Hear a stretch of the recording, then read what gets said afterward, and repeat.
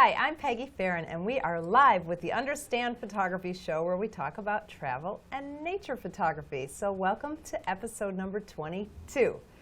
Hey, if you're struggling with shooting in the manual mode and you want to learn more about composition, lighting, and you just need like the foundation of photography, our live and interactive online class, the 4 weeks to proficiency in photography, starts on March 21st. As I said, it's a live class. I teach it live.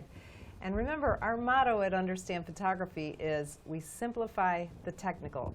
You're going to be shooting in the manual mode in the very first class, and you're going to understand it. I just finished teaching, well actually I'm in the middle of it, and after the first class somebody said, oh my gosh, I wish I would have found you 7 years ago. I've been taking classes for 7 years and I finally understand it.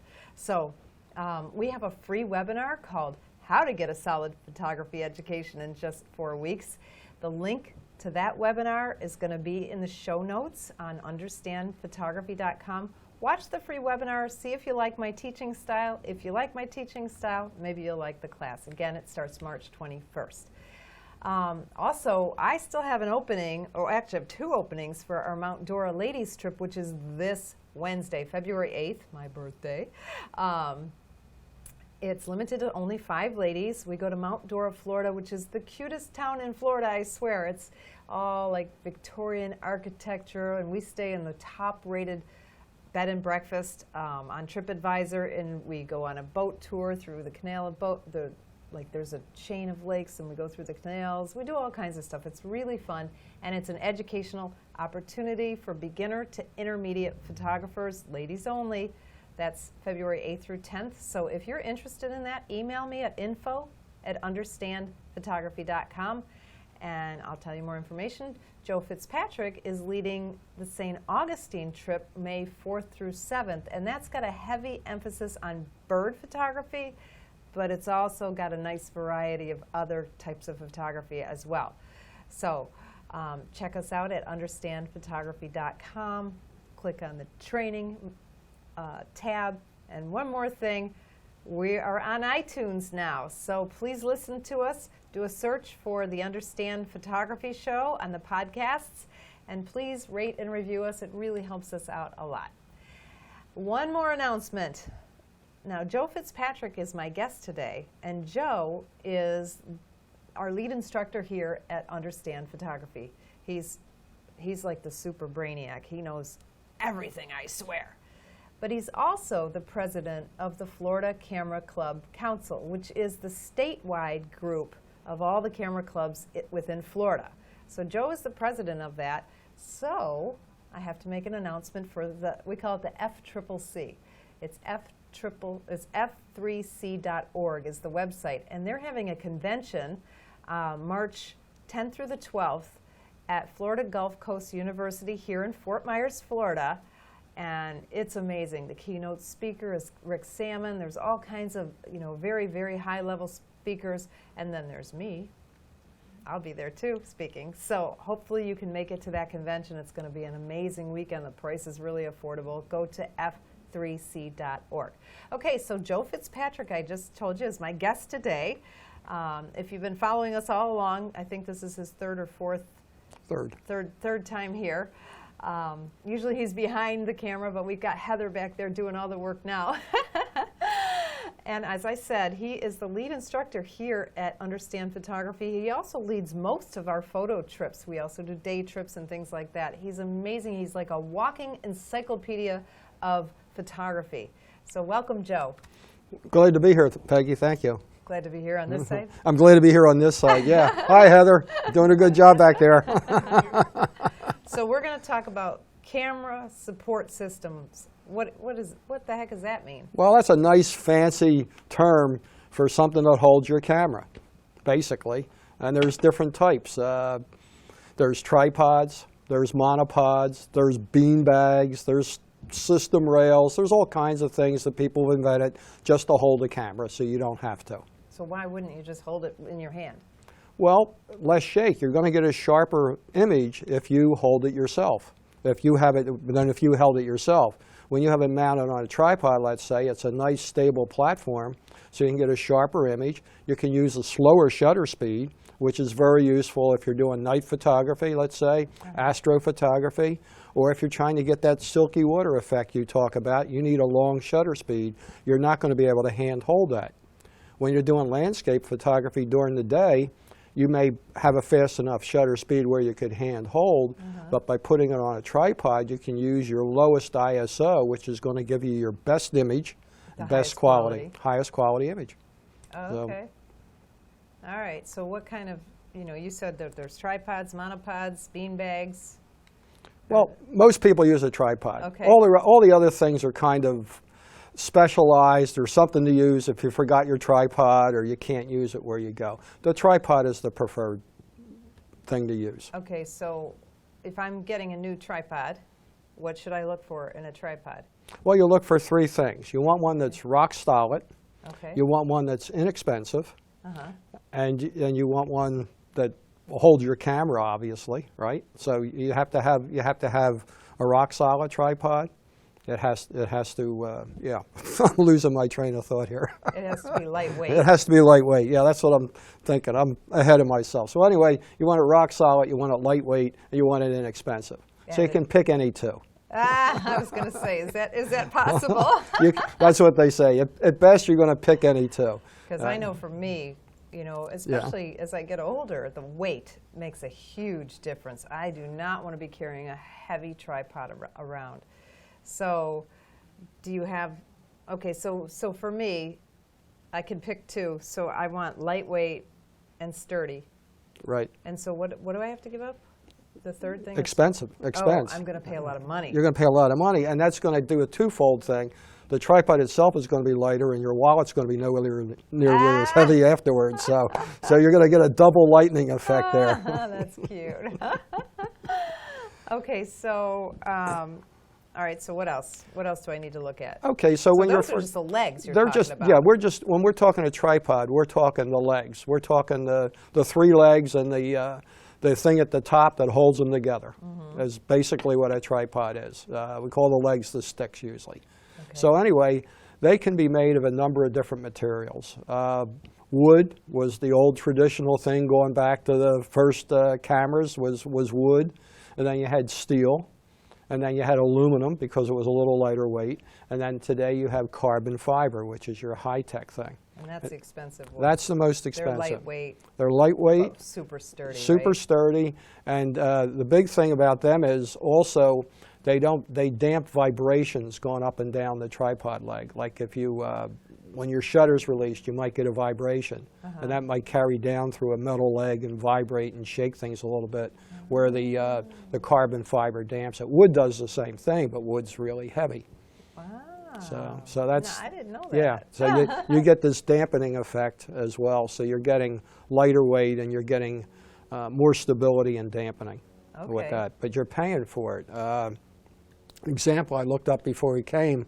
One of the popular tripods on the market is made by Manfrotto. It's their 055 series. Well, I looked it up in aluminum. It's $220, and in carbon fiber, it's $340. And that's just for the legs. That's for the exact Without a head. Yeah, without a head. That's the exact same tripod, all the same features, just one's aluminum and the other's carbon fiber. Wow. And that's almost 1.5 times the price. Wow. It's really expensive. But it's worth it if you're carrying it long distances. What about this brand that a lot of travel photographers, I can't remember what it's called now. Is it Gitmo? Well, Gitzo makes the Because they make super light. they make super light ones, and they make And are one. they carbon? Well, you can get them either way, but most of the ones we're talking about are carbon fiber, and a lot of them. They have one that collapses very small, and actually kind of half folds inside itself, so it's very small for packing in your luggage and stuff like Is that the benefit? Because they're very expensive, right? Well, theirs are very well made. I mean, they're a top quality tripod. They're light. They're well made, but they're super expensive. They start $400 or so, and then they go up to whatever, where something like a middle line tripod, say like Manfrotto, You can buy one of their tripods maybe for $150 up to maybe $400 or something like that, without getting into a studio tripod. What about those tripods that you get at Best Buy?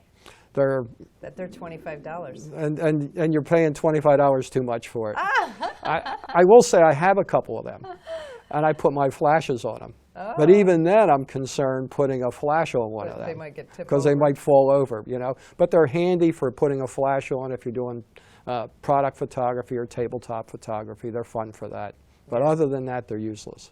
Yeah, I keep my eye, because you know me, I like the thrift stores, and if I see a tripod in the thrift store, I'll usually pick it up for $5 or $10. And I do the same thing. I use them for light stands. Yeah, because they fall apart for anything else. Yeah. As a matter of fact, the ones I've had to reglue together a couple times. Oh, wow. Because they just come apart when you open them up. There's Kmart and Walmart. And they're so chintzy. Yeah. There's no way they're going to keep anything No. steady. Well, so. that's something you should do. If you're looking at a tripod and you can see it, put your hand on top of it and see if you can, you know, push down a little bit and see if it's wobbly. If it's wobbly, it's junk.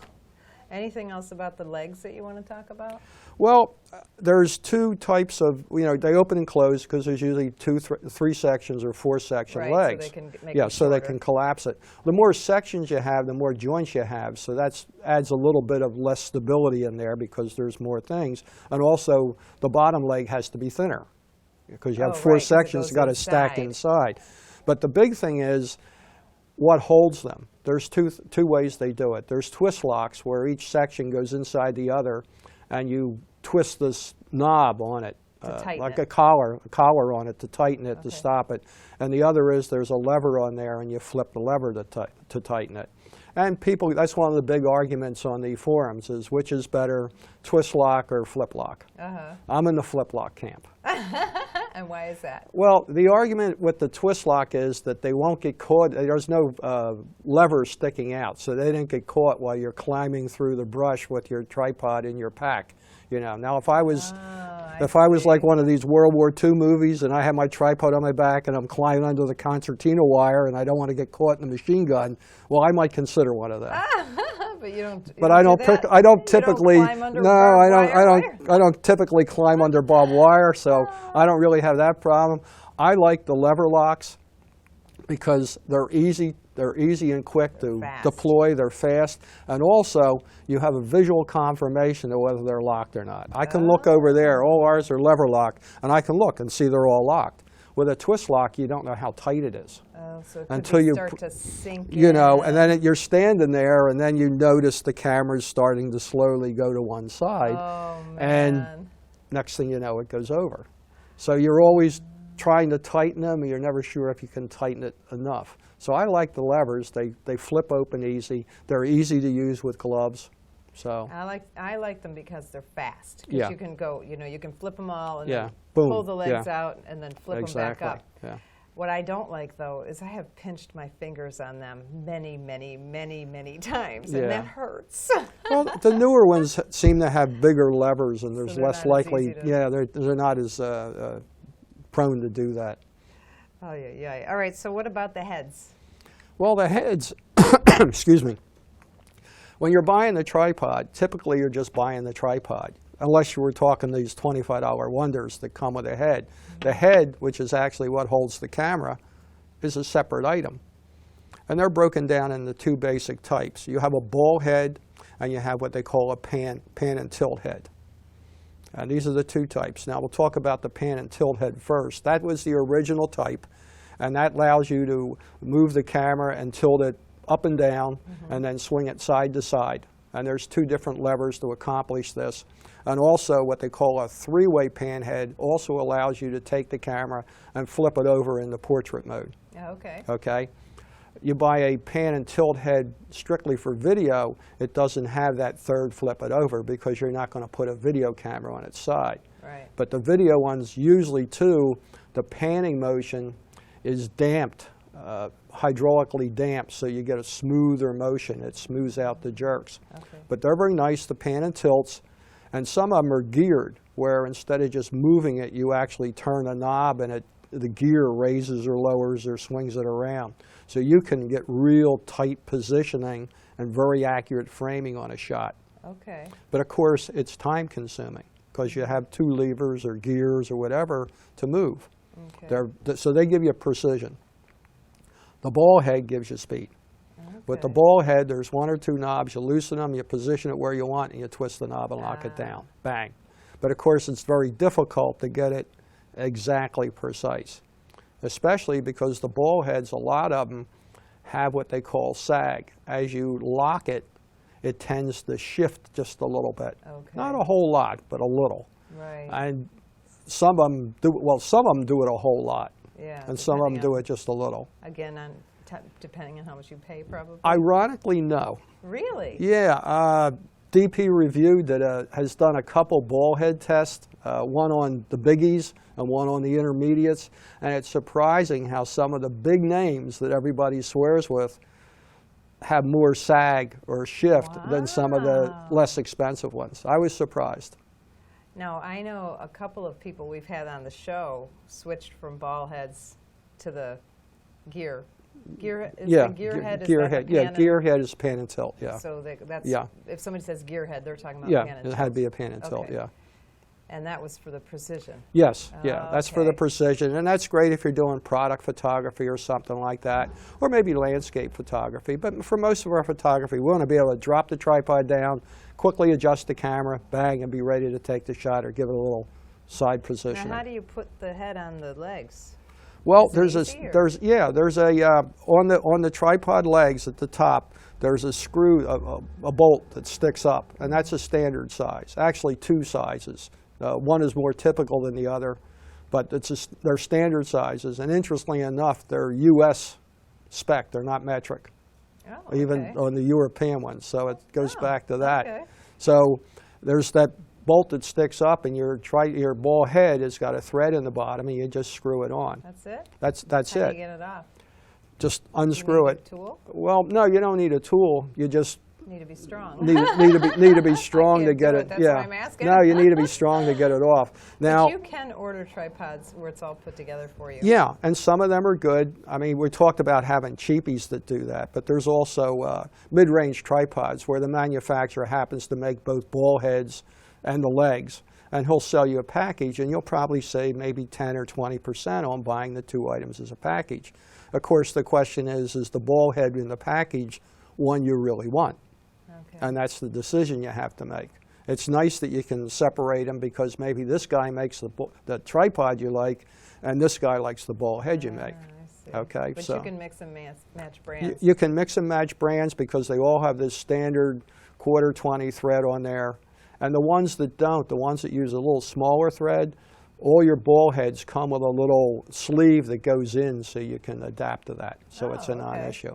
One thing you should look for, though, and I like on all mine, they have little set screws underneath on the tripod. So after you tighten that on there, you can tighten the set screw, and there's no way it's going to come loose. Because you don't want to be in a position where when you're panning, you accidentally unscrew the whole head. Oh, I see. So the little set screw will kind of lock it. Okay, so if I'm going to buy, okay, let's say I'm a beginner photographer, but I'm a serious beginner. Right. How do I know what to buy? Let's Well- say I'm not rich, but I want something good. Typically, you're going to have to spend at least half what you did on your camera body. Wow. If you're talking a beginner camera. Okay. In other words, I'm talking you should for a decent but consider that by photo standards inexpensive tripod, maybe you're costing $150. And this would be for aluminum. Okay. Okay, and then for a ball head, you could be spending pretty much the same thing. So you're up around $300 as a Just starter. for a s- Well, a starter. this would be good quality. Okay. This would be a ball head and tripod that you could use for a long time and not get tired of it. Now, the aluminum is lightweight, but Yeah. it's not as sturdy as the carbon. Is that the Right. problem? It's light, but the carbon's much lighter, and the carbon has that more dampening in it. But actually, most tripods that people buy are aluminum. We've been using aluminum forever. The Okay. carbon fiber is something relatively new, Okay. and that's another reason why it's expensive. When these makers, when they're getting it, they can buy aluminum tubes in any size they want by the mile.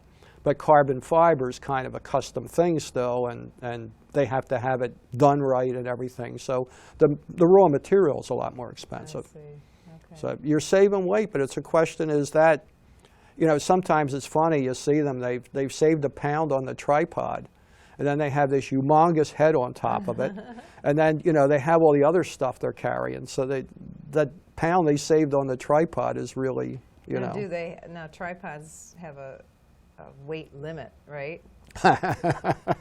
Well, according to the manufacturers, they do. And this is something that's really it's a joke. If you're looking within a manufacturer's line and he says this one's rated at 20 pounds, this one's rated at 30 pounds, this one's rated at 40 pounds, well, you can get an idea of where it is in his line. But this guy's 20 pounds and this guy's 40 pounds may be exactly the same thing. There's no standard on how you do it. So is the guy's standard, he puts weight on it till the thing actually flattens out? Or is it till it sags a little bit? Or until he has too much vibration? You don't know. Okay. So you can't, there's no direct correlation from one brand to another as to what weight it'll hold. It's just a joke. And the ball heads are even worse. But shouldn't you use that as a guideline? Well, you can use it as a guideline, okay. But it's an unrealistic thing if you're looking at two different brands and this guy says 20 and the other guy says 30 and say, oh, this has got to be better. That may not be the case. The 20-pound one may be stronger, but it depends on how they decide to rate it. Okay. And you'll see that. See the same thing on ball heads. They rate ball heads about how much weight they're supposed to do. And the one that's really funny, there's one ball head you see that's made in China, and it's imported over here by 3 or 4 different importers, and they all have different names, but it's the same ball head. Okay. And you look at them, and the range of weight it's supposed to hold is amazingly different. It goes from like 20 to about 60 for the exact same ball head. So they're just making it up. Oh wow. But the thing is, you put your camera, your system on the ball head, and you lock it down. And you want to see if it'll sit there without gradually drifting, and you want to see how much sag you have when you lock it up. Now, that's 2 different things. When you lock it up, sometimes they don't hold tight enough. So over time, it'll just start to slowly.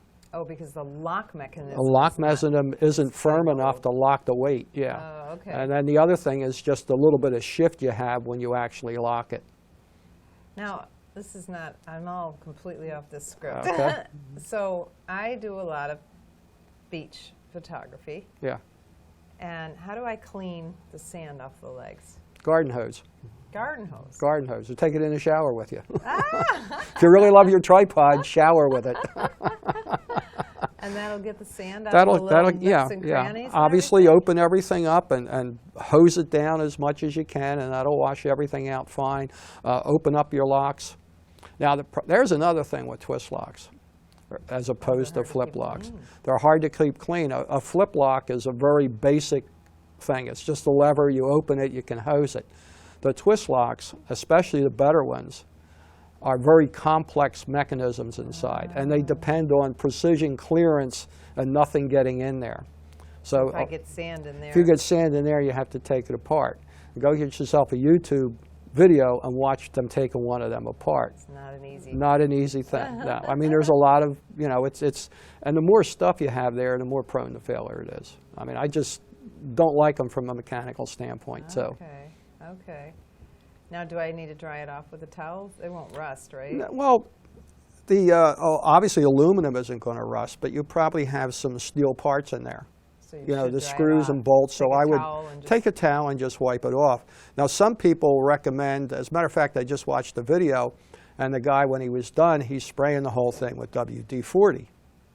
The whole thing? The whole, get all gooey? Exactly. He's saying he's doing it to displace moisture, but to me, you don't want lubricant on the legs. You don't want to lubricate. You want them dry. Yeah, you want them dry. Yeah, I thought it was weird too, but it's that's what you get on YouTube. And it was a fairly respected guy, but that's what he's doing. But he was English, so maybe that's different in England. I don't know. But that's another thing. Don't be lubricating this stuff unless the manufacturer specifically says it's okay. Okay. Especially your ball heads. Some of them are designed not to have any lubricant on it, and if you lubricate them, you're messing them up. Oh. So you want to follow whatever the manufacturer's guidelines are, whether you lubricate it or don't. Do what the manufacturer says, and that's what to do. After they made it, they're going to know what to do with it. I never knew about lubricating. Yeah. I never did. So, Yeah. But that's okay. You're not supposed to on most of No, them. you're not. No. So why do people think you are? Because they find the ball is stiff, because they haven't, you know, and that could be because they have something in there, or maybe it just wasn't a good ball to begin with, and they think it'll be better if they put more lubricant on it. Oh my God. Yeah, and then they wind up with dust and all sticking to it, and now it's more of a problem, you know. All right. So if I buy the tripod, is there anything like you just put the camera on and you're good to go? Well, you need the ball head. You I know. mean, yeah, Yeah. but I mean- Well, after that, you know, you have your tripod there, you have your ball head there, and now you need something to get your camera attached to the ball head. The tripod plate, is that what you're talking Yeah. about? Exactly. That comes with the head, though, right? Well, the plate does, yeah. And actually, in olden days, you didn't have a plate; you just had another Screw. bolt sticking Yeah, up, and I remember. I have a little tripod like that somewhere. We You have gotta one screw right. the We have camera one. on. We have one right there that's Oh, got maybe that's the one I'm the talking camera on about. me has got that on there where you tighten it down. So that was the way you used to do it, and then they came up with what they call a quick release plate, Okay. meaning you could take it off quicker than undoing it. So the quick release plate will be part of the clamp. The quick release clamp will be part of the ball head. Okay, yeah. And then that's, the that's- clamp. Everything I've bought has Yeah, always yeah. done Yeah. that. So you have the clamp, and then you have a plate, which is the thing that goes on the bottom of the camera that attaches the two together. And there's two basic ways when you put the one on the other. There'll be a little knob you tighten, or there'll be a lever you flip to lock it down, to lock it into the tripod. to lock it into the tripod mount, yeah. Now the clamps themselves, there's a whole bunch of different styles. The cheap tripods seem to all have their own proprietary brand, and they're that.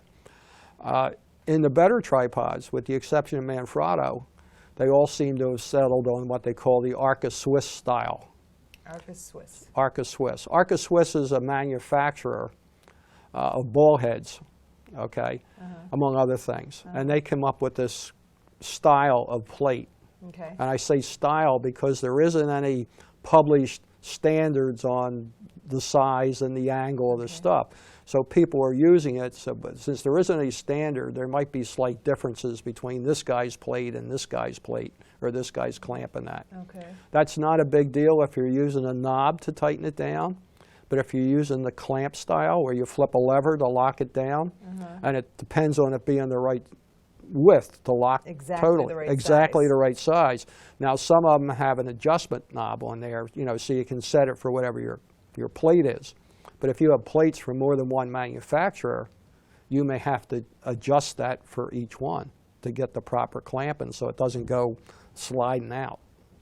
Oh. So the Manfrotto is a little simpler because they just have one plate. They and have- it works on all their. Exactly. Does it work on all of their? It works on all the ones I own. of well, them. they have a couple different plate styles, Oh, but okay. typically what most people see is their RC2 plate style. And that's the typical one that you see on all your stuff. And that's real nice. It's small, it's lightweight, and that's what their ball heads typically come with, is Okay. that But thing. they do there. have other ones too. They do have other ones for bigger. And now they're coming out with an Arca Swiss style plate too. Because a lot of people want to use their ball head, but they don't want to use they don't want to be tied into their system of plate. You know, they want to be able to use an Arca Swiss plate. Okay. So they have a So what series if of you that. lose your tripod plate? You buy another one. Can you get those on eBay? Yeah, Yeah, yeah. of And course you you know, can. that's where you're going to really find a surprise. And we're talking Arca Swiss plates now. You can look at an Arca, and it's just a long piece of metal with a groove cut in each side. Okay. And you can see plates that are $60, $70, $80, or you can see plates that are $20. Okay. And I don't see a whole lot of difference between the $60 ones and the $20 ones, other than the $40 more. Huh. So Interesting. most of the ones I use are made by Desmond or Someway Photo. Okay. And they're well made, they're consistent, good quality, and they're in the $20, $30 bracket for a You get 'em long one. on Amazon, you think? Amazon, yeah. Amazon has them. They have a lot of that stuff. eBay too, I'm sure, but So Amazon. if you lose your tripod plate, you can just get replace another. it. Yeah, and you get different lengths. And how do they know? I mean, does it say on the, like, what if the plate's missing and you get a tripod? How do you know what kind of tripod plate to get? Well, Measure? I guess you would measure it? well, no, we're talking Arca Swiss style now. Okay. Well, what if you don't know? What if somebody gave you an old tripod and there's no plate? Okay, well, you'd have to look at the clamp and determine if it's a proprietary clamp, like a Manfrotto or a no-name brand, or whether it's a Arca Swiss style clamp. And So how would you know that? you'd have to show it to somebody in a store or somebody Or that's look it up knowledgeable, maybe, or or- look up on, look up on the net web or whatever and say, what does this look like to me? Okay. If it's an Arca Swiss, then the clamp is the clamp, and it'll fit the different plates. Okay. The plates are sold by length. Okay. You use a longer one, like when you're using a long telephoto lens, so you can slide it back and forth in the mount to kind of get it to balance. I see. Okay, or you'd use a real small one just for your camera base or that, and they come real tiny. I have one for that. My Panasonic LX100. Oh, yeah. I have one for that. It's about 1.25 inches long, Oh, but it's wow. perfect for that. But it yeah, still fits in the tripod. still fits in the same thing. Yeah, still fits in the Arca Ah. Swiss mount. Okay. I also have an adapter to go from Manfrotto to Arca Swiss. Okay. Okay, I use that a lot when we're out with clients, regardless of what they have. The tripod will fit it. I have a clamp made by Someway Photo that takes both Manfrotto and Arca Swiss plates. Wow. Yeah, it's pretty cool. Now, what about when you see people attaching their tripod to their lens? Why do they do that? That's for balance. Oh. Okay, you have a long lens, Uh-huh. and if you have it attached to the camera body, all that weight from the lens is hanging off the camera. Okay, so when you loosen that ball head, it's going to go right down that way. Okay. Okay, so what you want to do is the longer lenses will come with a tripod mounting ring, and you put your plate on that, and that more or less balances it. It puts it more towards the center of gravity, so it doesn't flip over on you. It also makes it easier for the ball head to get a good grab. You're not, when you have that long lens and you're on the camera, it's like a lever you're pushing with. Right. Where if you're in the middle, it's more of a balance. What about for bird photographers? They use a special type of... Yeah, we use a gimbal mount is what we call it. Okay, And and there's- that's instead of a ball head. That's instead of a ball head, Or- yeah, or a- any other thing, yeah. And a gimbal mount allows you to freely, when you put it in the gimbal, you set up your camera lens so it's perfectly balanced, fore and aft. And then the gimbal is like a cradle that it sits in, so you can swing it back and forth to go up or down freely, and you can also rotate side to side very freely. So you have free movement up and down and side to side. But doesn't that give you... I mean, how do you keep your camera steady if you're... Well, you're tracking a moving subject. Okay. The idea is your camera isn't steady, you're tracking a moving subject, but you're not getting camera shake and vibration this way. Your movement that you're tracking with is fluid because you're swinging it in that. And it's taking the weight off your arms and everything. So if you do a lot of bird photography, if you're out there a couple hours with a long lens, heavy, a heavy body, and you're holding it up all the time, you're going to get fatigued.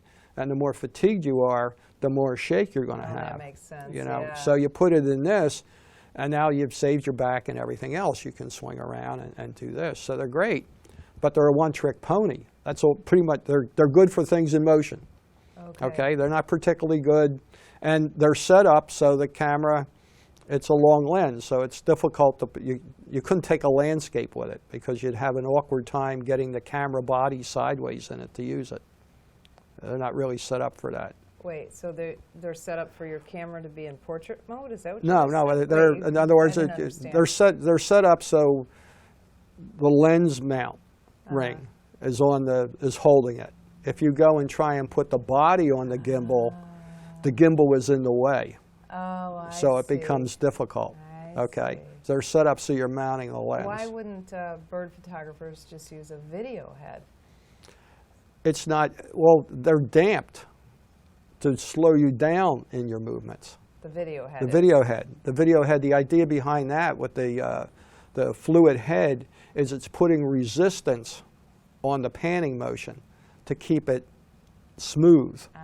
And you don't want the resistance. You want free movement. That's what you pay a lot of money for in a gimbal head. That's the basic difference between a cheap one and an expensive one, is the quality of the ball bearings and how smoothly it moves, especially with a lot of weight on it. That's the big thing there, yeah. Okay, so. Now there's one more type of gimbal. Got another one. Okay. And that's it's a half gimbal, what they call a sidewinder. Okay, sidewinder. And what that does is, where with the full gimbal you replace your ball head. This half gimbal attaches to your ball head. Okay. It attaches to the clamp, and you flip it over onto its side, and that kind of acts like a gimbal.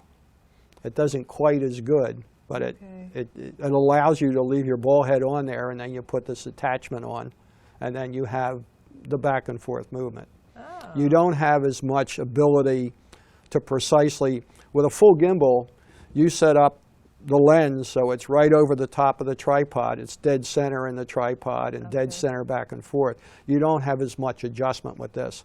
So you could be your weight might not be right over dead center on the tripod. It could be a little off to the side or something like that. Okay. So they have advantages and disadvantages. So would that be for somebody like with a shorter long lens? Did that make sense? Well, it'd be okay for that, but like it's a 200 millimeter or 400. It'd be fine. Like a big old 600 millimeter lens, you need a full gimbal, I think. I mean, but I know there's one famous photographer that he has a sidewinder that he likes very much, and he shoots really long lenses with it. Okay. Okay. I won't mention his name because I'm not sure if he's still shooting with that. Okay, but the last time I was out with him, which was a couple of years ago, he was. Okay, but so they're there. But the advantage to them is, one, they're a little less expensive, and two, you don't have to. You can quickly put it on your ball head and you're ready to go. With a regular gimbal, if I want to use that tripod, first I got to unscrew it, and as you said before, that maybe sometimes that's not that easy, and then you got to screw your ball head on. You know, so it's with the other one, you just and you're on there. It's as fast to put that on as to put a camera on. Okay. Wow. Okay. Because it attaches the same way. So that's interesting. Yeah. So how much does a gimbal head cost? A decent one's going to be anywhere from $150 to $1,000.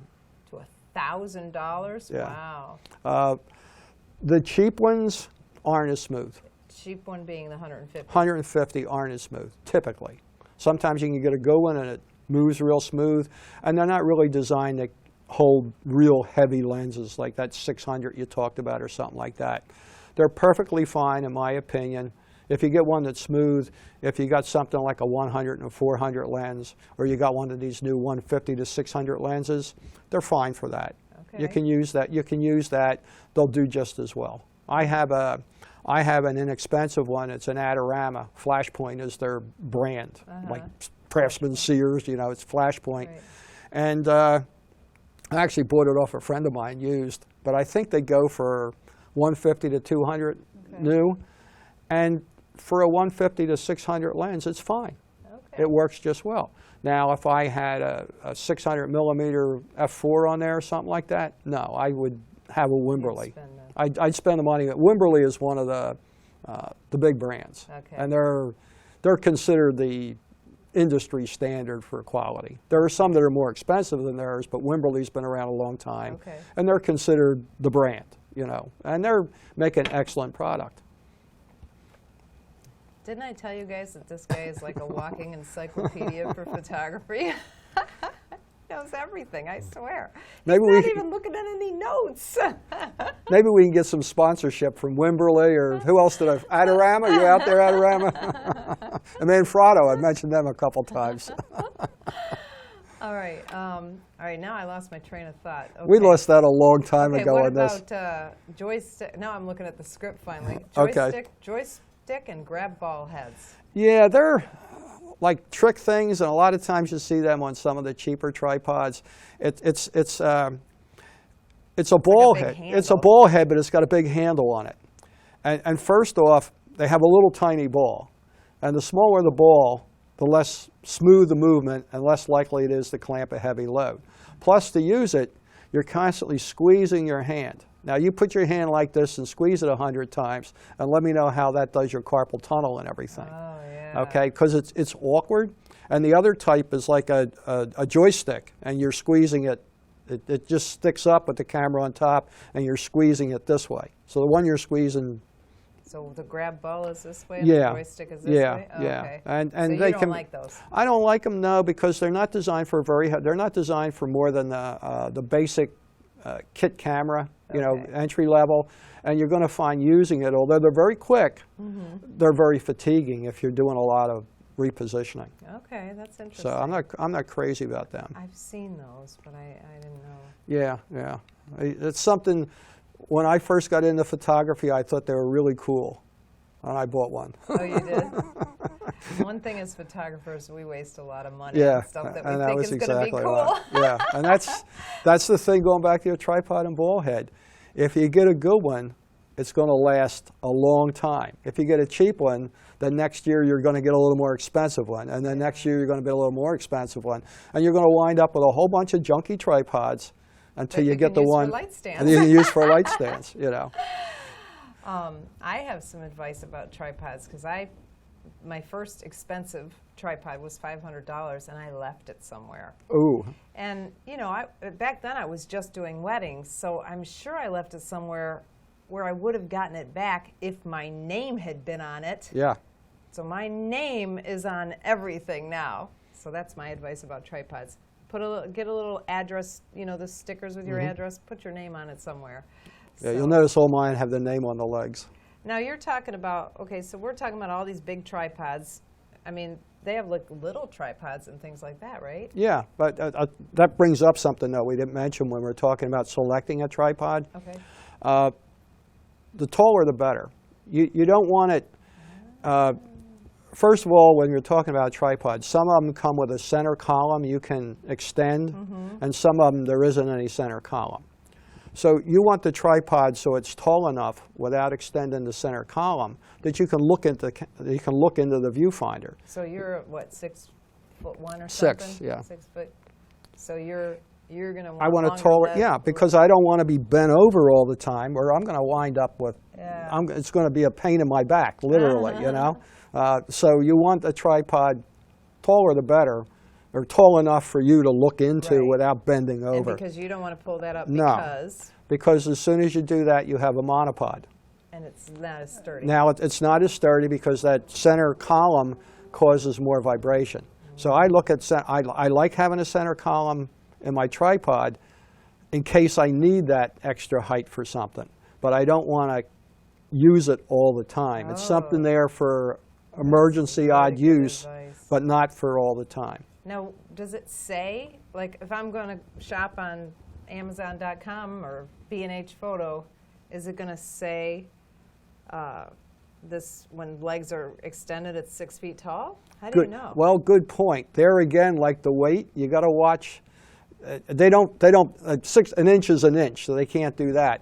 But a lot of the less expensive ones, they give you the full extended height, meaning with the center column all the way up. Ooh. Okay, so and if they have a long center column, it can sound like this is a tall tripod, when in reality it's not. 4 feet or something? Yeah, now the better ones, I know Manfrotto does on all theirs, they give you both the height of the sticks and the height of the extension. Okay. So you can see exactly what you have. So that'll be in the specifications. That'll be in the specifications, but you got to watch that because you could be getting lied to on what you have. Now, let me just say, we do have a Facebook group for support. It's facebook.com/groups/understand photography.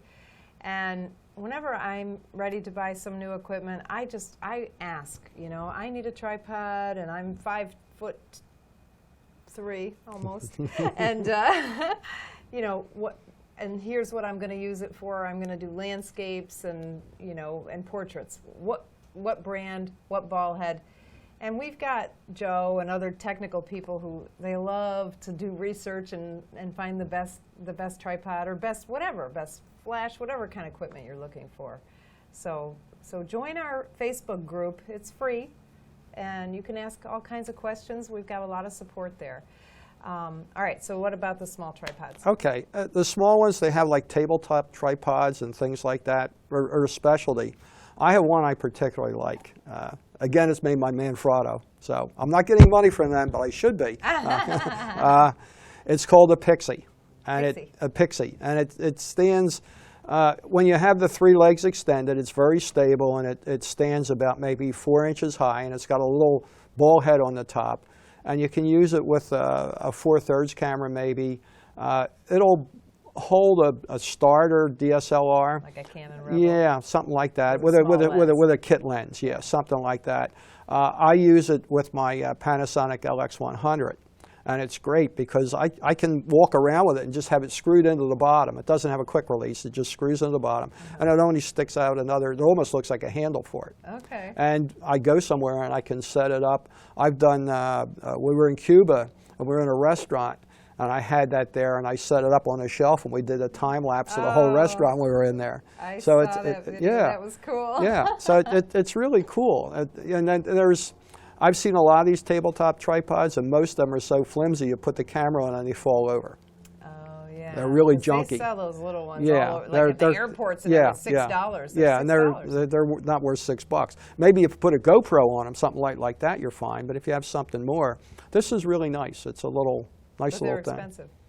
It was maybe $40, $30, that's not too $40, you know. Because I know John Peabody lent me, I don't know what brand it was, but it was a small, when I went to Paris, he lent me, and I was scared because I remember he told me he paid over $100 for it. This little tiny tripod. Yeah, no, this is. I was nervous the whole time I was going to lose it, or something. Yeah, so, but I used it with my little Lumix, yeah, and it was they're awesome. handy. Yeah, and it's nice. wall, you can put it on There's a always, wall there's always something like something. that, yeah. And then it's something you can maybe keep like in your car or something, Yeah, so you always have it something. Okay, so what are your tips about tripods? We didn't even talk about monopods. Let's talk let's talk about and sandbags and all the other. Okay. Let's go A monopod is just one stick. Okay. You attach the head typically the same way, or a lot of times you'll see sports photographers and all. They don't use any kind of head on the monopod. They have just screwed it right onto the foot of the thing.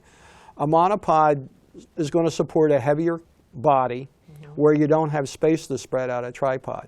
If you're shooting sports and you're on the sideline, or you're in one of the photographer's pits at a baseball game with all the other people there, you're not going to be able to spread out a tripod. So the monopod gives you some stability and gives you something to keep the fatigue off. But it's nowhere near as steady as a tripod. It's something, but it's.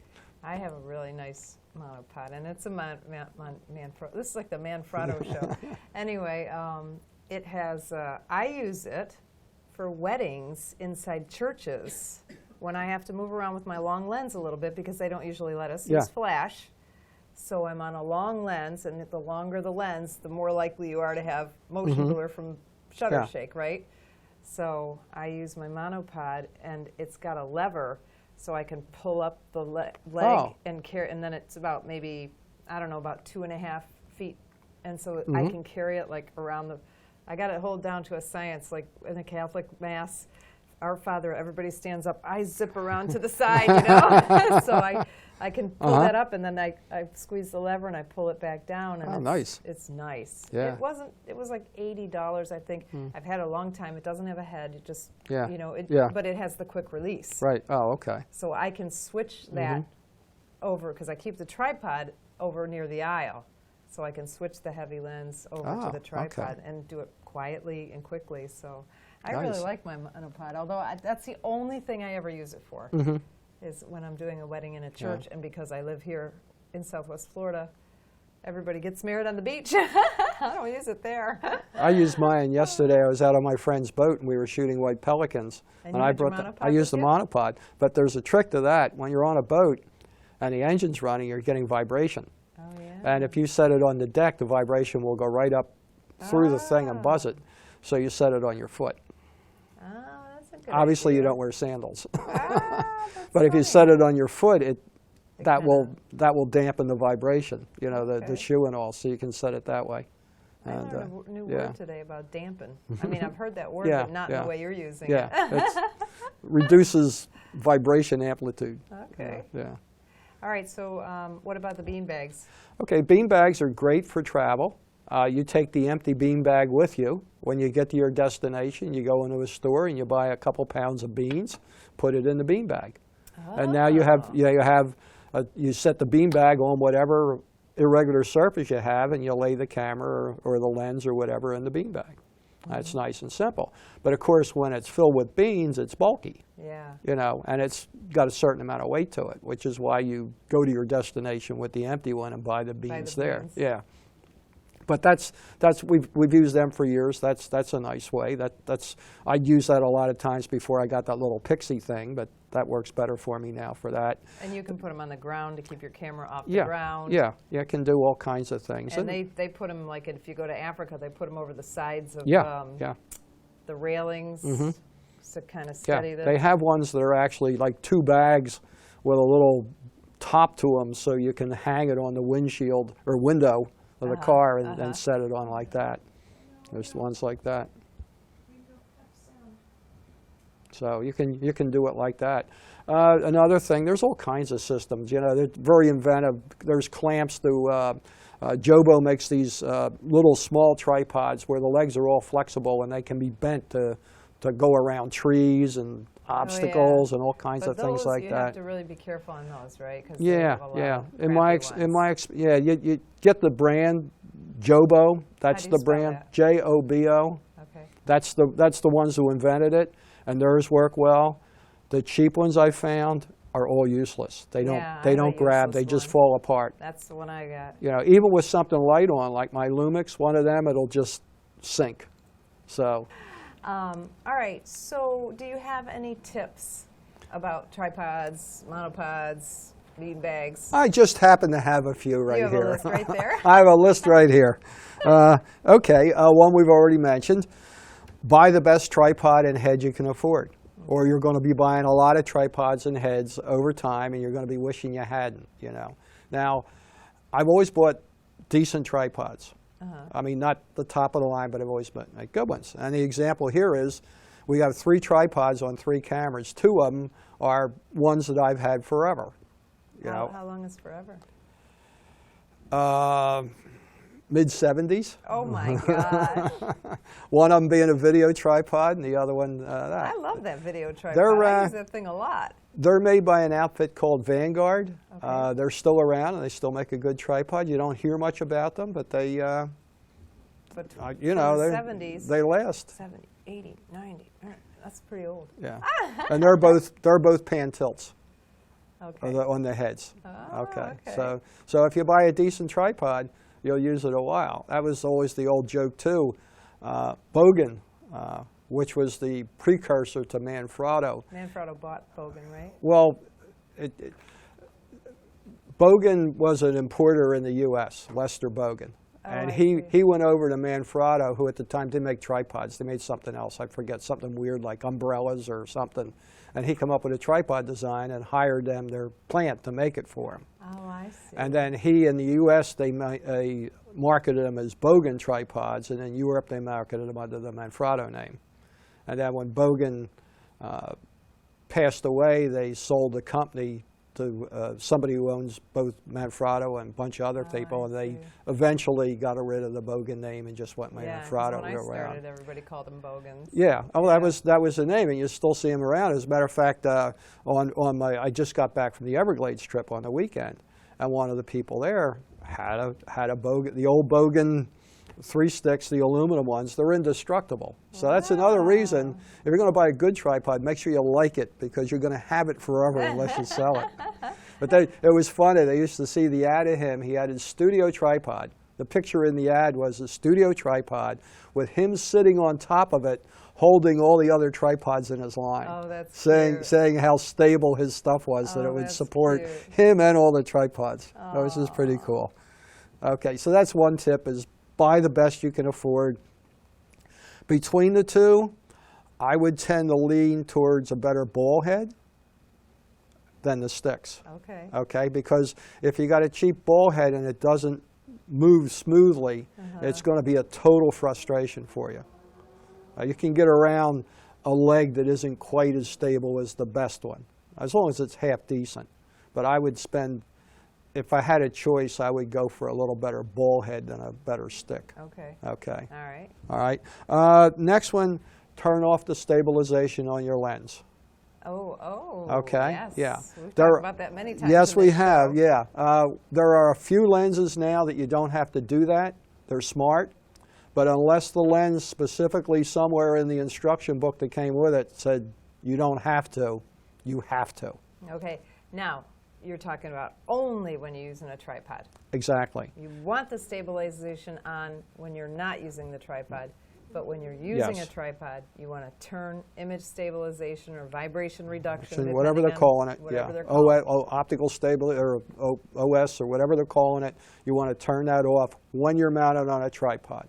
And that is because? That's because what happens is the stabilization system is designed that there's always some kind of subtle movement.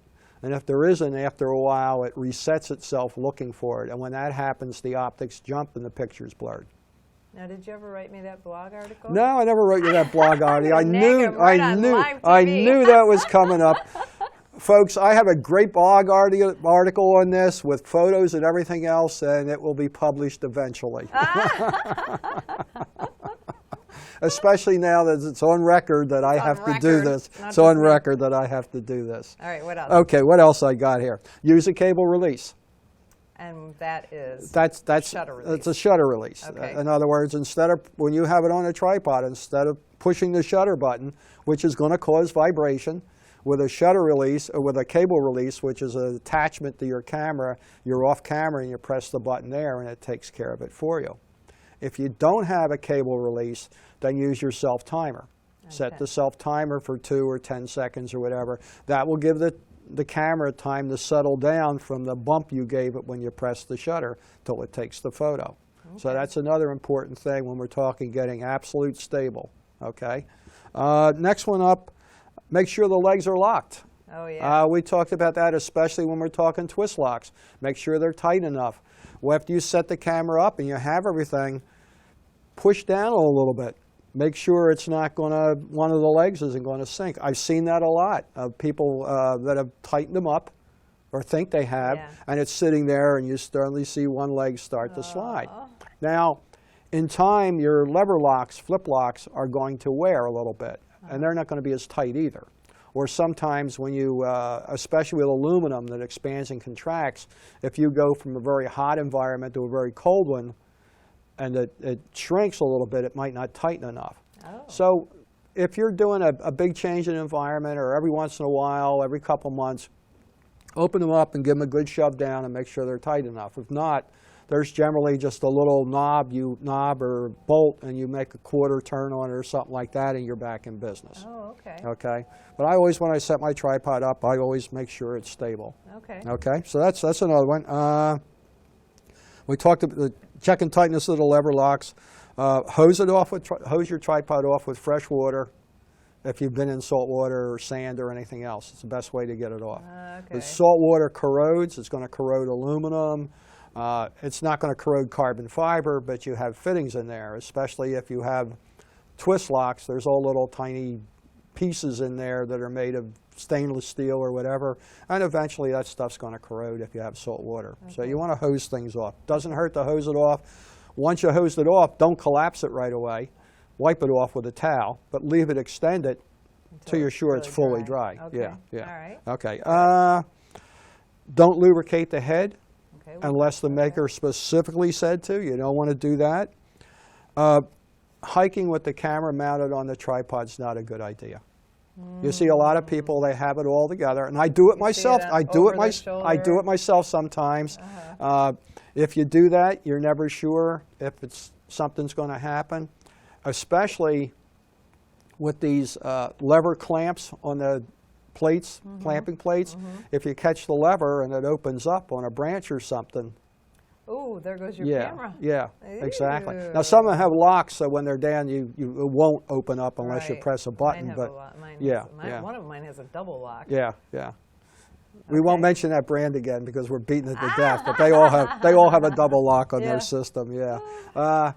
So you want to, it's a bad idea to do that. Okay. If you are going to do that, I suggest you have a short, like a camera strap, a short one attached from the camera to the tripod legs. So if it falls off, it's not going to hit the ground. It's just going to bang against the tripod legs or something. Okay. Okay. That way you can break the tripod too.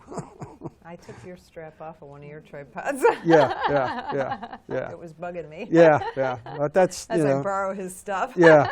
But that's a help. What else do we have? Another one we mentioned already. A tripod makes a great stand for off-camera flash. Yes. You go to the beach, and a lot of times you're shooting, and maybe you're not going to use the tripod, but it's there if you want to set up a flash for off-camera flash. You have it there.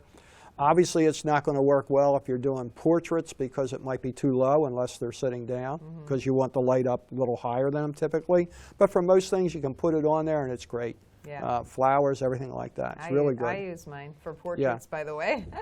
And I do the bad thing, and I put the middle part well, up so you get it. Well, for it the doesn't flash. matter with the flash, Yeah, you know. 'cause if it's Yeah. a little shaky. Yeah, because you want to get it up at least their eye level. Right, But if yeah. they're sitting down But like they do. I mean, I always have my tripod in the Yeah, car. I don't bring so. light stands and all kinds of stuff like that in the car, but I always have the tripod. And tripods are a lot more stable than a light stand. And it's easier to Yeah. use. I mean, Simple. nowadays all the triggers have the hot shoe on them, so Exactly. you just screw the trigger on Yeah. the plate, put it on your Bang. tripod, Yeah. boom, you're ready to go. Do the same thing. Really easy. All right, what else? Okay, last tip I have, we didn't talk about them, but some tripods have both rubber feet and little spikes that come out that retract. Actually, that one there does. The one that's on my camera has the little spikes. Or you can get spikes to take off the rubber feet and put the spikes on. You use them anywhere that you would really want to stick into something. Maybe you're mounting or you're trying to get it on rocks. I find that they're slippery most of the time, so I don't use them. But if you're using the spikes and you have them sticking out, and you go in to do a real estate job, they're not going to be happy when you put them down on the wood floor or whatever. So if you have leg spikes, be aware that you're only going to use them outdoors, and when you come in, you're either going to have to remove them and put the rubber things back on or retract them if they're the retractable kind. And that was one thing I didn't like about that tripod is they were always coming out. They would, over time, just walking around, they would just kind of slip out, and then I have to make sure I tighten them up, yeah. Oh, wow. Yeah. Wow. Yeah. Well, again, if you are getting ready to buy a tripod, I highly recommend join our Facebook group and ask questions. You know, ask, is this brand good? What about this model number? You know, that kind of stuff. What you're going to use the tripod for. We have a lot of good support in our Facebook group, and it's free. You know, it's free advice. So anyway, don't forget to watch our free webinar, How to Get a Solid Photography Education in Just 4 Weeks. The link is going to be in the show notes on our website, understandphotography.com. And notice I'm saying understand like a command. There's no ing. A lot of people say understand ing. No, understand. Anyway, next week, okay, I am leading our ladies photo trip to Mount Dora, Florida. Again, I've got a couple of openings, so if you want to come with us, it's really, really fun. But I can't make it back here for the show, so we are going to do the show live from Orlando, Florida next Friday. My guest is going to be Susan German Francis, who I've known Susan for a long time. She's actually come down here and taught some classes at our studio. She and her husband run their own photography training center called Harmon, I think it's called Harmon School of Photography, and their wedding and portrait business is called Catchlight Studios. It's catchlight-studios.com, I believe, but again, that'll be in the show notes. Well, Susan does something as a personal project called Scanography.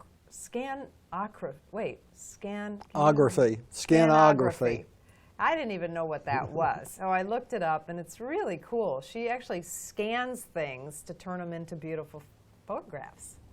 So we're going to talk about that next Friday at 4 o'clock, live on Facebook. Not going to be the fancy 3-camera setting. We're just going to use the iPhone, but we've got good sound, and that's what counts. So those of you who listen to this as a podcast, you won't even know the difference. So tune in here on the Understand Photography Facebook page next Friday at 4 p.m. Eastern Time to watch our show live. I'm Peggy Farren. Thank you so much for watching episode number 22 of the Understand Photography Show. We'll see you next week.